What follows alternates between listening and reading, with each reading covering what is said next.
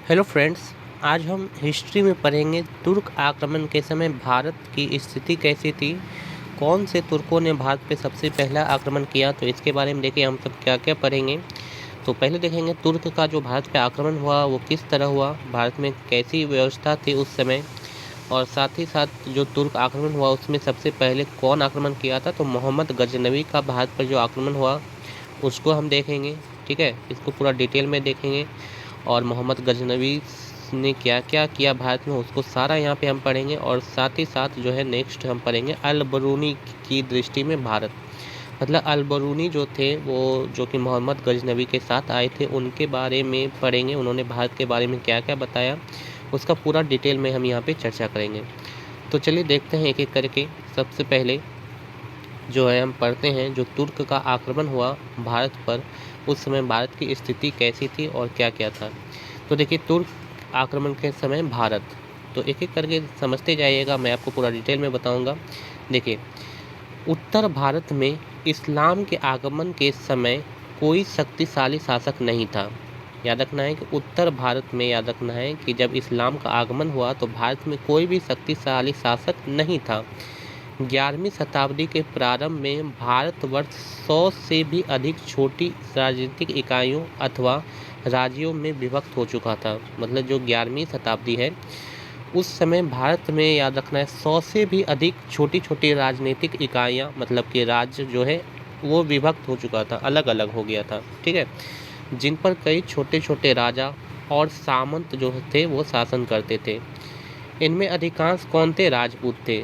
तो ये सब जो राजा थे लगभग इनमें जो थे राजा वो राजपूत ही थे। अतः इस युग को जो है राजपूत युग कहा जाता है। ठीक है, यह कहा गया है। इन छोटे छोटे राज्यों के शासक व्यक्तिगत महत्वाकांक्षा की पूर्ति हेतु राज्य विस्तार में संलग्न हो गए। इसके परिणाम स्वरूप राजनीतिक अव्यवस्था और अधिक बढ़ गई। मतलब ये सब जो छोटे छोटे राजा थे ये सब अपने राज्य का विस्तार करने में लग गए कि किस तरह हम किसी दूसरे का जो है राज्य हड़प ले या उनसे जो है युद्ध करके उनका राज्य ले ले, ताकि उनका राज्य क्या हो जाए, बड़ा हो जाए। ठीक है, तो इस तरह जो है ये सब छोटे छोटे जो राजा थे अपने राज्यों के विस्तार में लग गए और इस स्थिति में जो है राजनीतिक अव्यवस्था जो है उत्पन्न हो गई। और ऐसी स्थिति में क्या हुआ कि ऐसे में केंद्रीय सत्ता जो था उनका हार स्वाभाविक था, केंद्रीय सत्ता का महत्व अब नहीं रह गया। उसके बाद क्या हुआ देखिए, साथ ही साथ क्या था कि समाज में जाति प्रथा भेदभाव के बंधन पर आधारित था। इस समय जाति व्यवस्था में और अधिक कठोरता आ गई। भारतीय समाज अपने खान पान एवं आचार विचार को श्रेष्ठ समझता था। अतः दूसरे देश में क्या हो रहा है उससे परिचित होने का ना प्रयास किया गया और ना ही लाभ उठाया गया। तो भारतीय समाज जो थे वो अपने आप को ही श्रेष्ठ समझते थे। दूसरे देश में क्या चल रहा है, क्या हो रहा है, कौन सा देश भारत पर आक्रमण करने वाला है, इसके बारे में कोई भी जानकारी भारतीयों ने जो है प्राप्त करना उचित नहीं समझा और इसका ही फ़ायदा जो है उठाया गया तुर्कों के द्वारा। अब यहाँ पे देखिए, यहाँ पे हिंदी संख्या और अरबी संख्या कुछ दिया हुआ है कि हिंदी संख्या कैसे लिखा जाता था और अरबी संख्या कैसे लिखा जाता था। देखिए ये हिंदी संख्या में 0 1 2 3 4 5 6 7 8 9, ठीक है, ये दिया हुआ है और अरब में कुछ इस तरह लिखा जाता था। देखिए अब देखिए तुर्क आक्रमण जो है वो किस तरह हुआ, तो इसको समझिए। देखिए उन दिनों भारत में कई छोटे बड़े राजा और सामंत थे। उत्तर भारत में चौहान, तोमर, गढ़वाल, चंदेल, चालुक जैसे राजपूत वंशों के राज्य थे। इसी समय तुर्कों ने, जिनका राज्य ईरान, अफगानिस्तान व तुर्कमेनिस्तान था, भारत में अपना राज्य फैलाने के लिए आक्रमण प्रारंभ कर दिया। तो देखिए उत्तर भारत में उस समय कौन कौन थे, तो उत्तर भारत में जो राज्य कर रहे थे उनमें चौहान वंश, तोमर वंश, गढ़वाल वंश, चंदेल, चालुक, ये सब जो थे राजपूत वंश थे उत्तर भारत में। और इसी समय जो है तुर्क ने, जो जिनका राज्य कहाँ था, ईरान था। तुर्क का राज्य कहाँ कहाँ था, ईरान में, अफगानिस्तान में और तुर्कमेनिस्तान में, यहाँ पे तुर्क लोग जो थे ये शासन कर रहे थे। और इसी समय जो थे भारत में राज्य फैलाने के लिए इन्होंने आक्रमण प्रारंभ किया। इसके बाद क्या हुआ, तो सबसे पहला जो तुर्क आक्रमण हुआ वो हुआ मोहम्मद गजनवी का भारत पर आक्रमण। तो मोहम्मद गजनवी सबसे पहले तुर्क थे जिन्होंने भारत पर आक्रमण किया। तो इनके बारे में पढ़िए। देखिए मोहम्मद गजनवी, तुर्क लोग द्वारा पहला बड़ा हमला तब हुआ जब गजनी राज यानी कि अफगानिस्तान के महमूद गजनवी, ठीक है, महमूद गजनवी नाम के तुर्क राजा ने भारत पर हमला किया, पर वह भारत में राज नहीं करना चाहता था। मोहम्मद गजनवी ने जो हमला किया भारत पर, तो उसका मकसद भारत में राज्य करना नहीं था। तो क्या था मकसद, उसको हम आगे देखते हैं। ठीक है, इसकी नज़र में ईरान, अफगानिस्तान और खुरासन के क्षेत्र में ही दूसरे तुर्क राजाओं को हराकर अपने राज गजनी को बढ़ाने में लगे थे। पहले यहाँ समझिए कि जो मोहम्मद गजनवी थी, वो मोहम्मद गजनवी वो कहाँ का शासक था, गजनी राज, जो कि कहाँ पड़ता है, अफगानिस्तान में। तो यहाँ अफगानिस्तान का शासक था मोहम्मद गजनवी, और इनके बारे में याद रखना है कि ये जो थे भारत पर आक्रमण इसलिए किया कि ये इनका मकसद कोई ये नहीं था कि भारत को जो है उनका राज्य को अपने राज्य में शामिल किया जाए। इनका मकसद ये था कि ईरान, अफगानिस्तान और खुरासन में जो अन्य और तुर्क हैं, उन राजाओं को हराकर जो है ये अपना राज्य गजनी का विस्तार करना चाहते थे। और भारत पर जो इनका मकसद था आक्रमण करने का, वो क्या मकसद था, तो समझिएगा। इनका मकसद ये था दरअसल कि जब मोहम्मद गजनी भारत में राज नहीं करना चाहते थे, तो वो फिर भारत में क्यों आया, तो इसलिए आया क्योंकि इसलिए कि वह अपनी सेना बनाने के लिए धन जुटाने की कोशिश कर रहा था। जो मोहम्मद गजनवी था वो धन जुटाने के लिए ही भारत पर आक्रमण किया कि यहाँ से बहुत सारा धन लूटेंगे, ठीक है। और इसलिए उन्होंने भारत पर क्या किया, आक्रमण किया। और इस कोशिश में याद रखना है कि इस कोशिश में उसने 1000 से सन 1025 तक 17 बार विभिन्न राजपूत राजाओं पर आक्रमण किया। तो मोहम्मद गजनवी ने 1000 से 1025 ईस्वी तक कितनी बार, 17 बार जो है राजपूत राजाओं पर आक्रमण किया।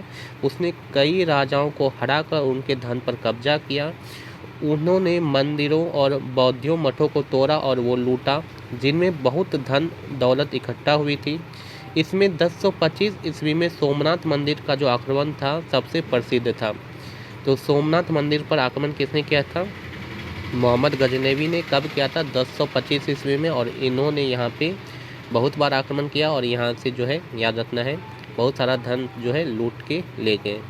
उसके बाद सोमनाथ मंदिर जो था वो गुजरात के सौराष्ट्र क्षेत्र के वेरावल में स्थित है, ठीक है। ये पॉइंट भी याद रखना है कि सोमनाथ मंदिर कहाँ है, गुजरात के सौराष्ट्र क्षेत्र कहाँ पे, वेरावल में स्थित है। और यह 12 ज्योतिर्लिंगों में से एक है। इस मंदिर को कई बार आक्रमणकारियों ने नुकसान पहुंचाया। तो सबसे पहले यहाँ पे देखिए किसने पहुंचाया था सोमनाथ मंदिर को नुकसान, 1025 में किसने, मोहम्मद गजनवी ने। इसके बाद भी बहुत सारे आक्रमणकारी ने इनको जो है नुकसान पहुंचाया और यहाँ से बहुत सारा धन लूट के ले गए। अब यहाँ पे बात समझिएगा कि आधुनिक मंदिर जो है सोमनाथ मंदिर, उसका निर्माण किसने किया, सरदार वल्लभ भाई पटेल के प्रयास से हुआ। भारत के जो प्रथम राष्ट्रपति थे डॉक्टर राजेंद्र प्रसाद के हाथों 11 मई 1951 को यहाँ ज्योतिर्लिंग की स्थापना की गई। तो याद रखना है कि 11 मई 1951 को राजेंद्र प्रसाद जो कि भारत के राष्ट्रपति थे, उनके हाथों से यहाँ पे ज्योतिर्लिंग की स्थापना की गई। और सरदार वल्लभ भाई पटेल के ही प्रयास से जो है इस आधुनिक मंदिर का क्या हुआ, निर्माण हुआ सोमनाथ मंदिर का। देखिए ये सोमनाथ मंदिर का यहाँ पे पिक्चर दिया हुआ है। अब देखिए, अब अल-बरूनी के बारे में पढ़ेंगे तो समझिएगा कि अल-बरूनी कौन थे और अल-बरूनी के दृष्टि में भारत कैसा था उस समय। तो इसको हम यहाँ पूरा डिटेल में देखेंगे। तो यहाँ पे देखिए आपका मैप दिया हुआ है उत्तर भारत का, पूरा देखिए भारत का ही मैप है। तो उत्तर भारत में कौन कौन था उस समय, तो यहाँ पे देखिए चौहान वंश था, ठीक है। यहाँ पे तोमर वंश, ये सारा उत्तर भारत में ये सब वंश था।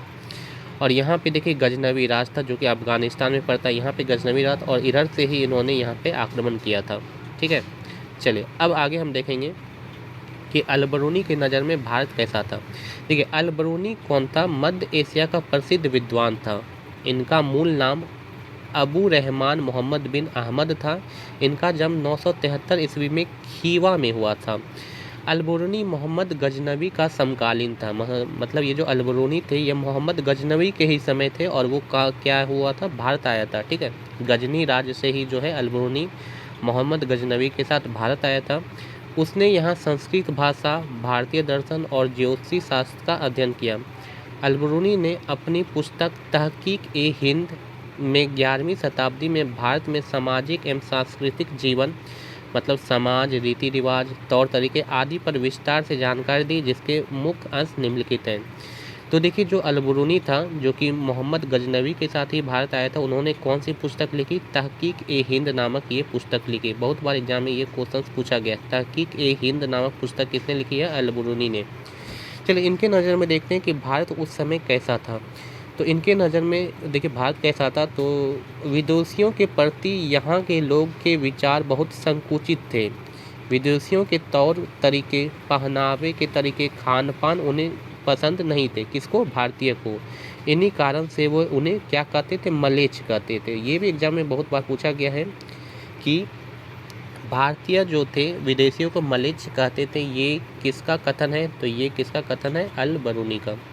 चलिए नेक्स्ट इनके बारे में और यहाँ पे देखिए इन्होंने क्या बोला कि भारत के लोग जो थे अपने अपने पारंपरिक व्यवसाय को ही अपनाते थे। सभी को भोजन अलग थाल में परोसा जाता था, वो एक थाल में नहीं खाते थे। भारत में लोग दैनिक कार्यों को करने में सगुन को महत्वपूर्ण मानते थे। हिंदुओं में ईश्वर के प्रति सम्मान और विश्वास है। उनका मानना है कि ईश्वर एक है, अनादि है, अनंत है, स्वतंत्र है, सर्वशक्तिमान है, सर्वज्ञ है, सबसे बुद्धिमान है, जीवंत है और जीवनदाता है, शासक है। ठीक है, उस समय जो हिंदू थे यही मानते थे ईश्वर के बारे में। ठीक है, और आज भी मानते हैं। इसके बाद देखिए भारतीय खगोल एवं खगोल विज्ञान व्यवस्था 5 सिद्धांतों के रूप में दी गई है। पृथ्वी और ग्रह, उनका आकार और घूमना, सूर्य और चंद्रग्रहण, अक्षांश एवं देशांतर, इनके पर्यवेक्षण के उपकरण तथा अन्य खगोलीय तथ्यों की भारतीय अवधारणा है। ठीक है, ये सब याद रखना है। उस समय जो थे भारतीय इस 5 सिद्धांतों पर जो थे खगोल विद्या सीखे थे और उनके बारे में सर्च करते थे। भारतीय गणितज्ञ एवं खगोल शास्त्री योग्य है, लेकिन उन्होंने इस ज्ञान के निष्कर्ष पर ध्यान नहीं दिया।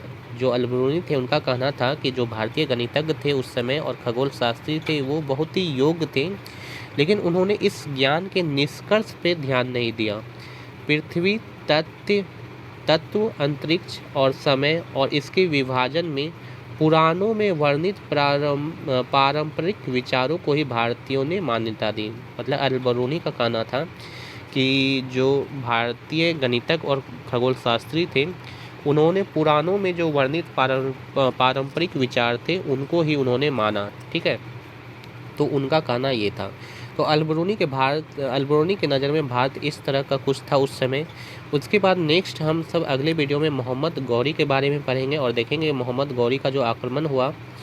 ठीक है, मोहम्मद गौरी जो था भारत पे किस तरह उन्होंने राज्य किया। ठीक है, उन्होंने क्या क्या यहाँ पे किया तो इसको हम देखेंगे, और कब वो उन्होंने अपना पहला आक्रमण किया इसको भी पढ़ेंगे।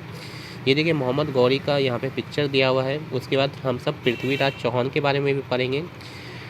तो आज के लिए इतना ही, और अगले वीडियो को आप ज़रूर से ज़रूर देखें ताकि कोई भी टॉपिक जो है आपसे नहीं छूटे।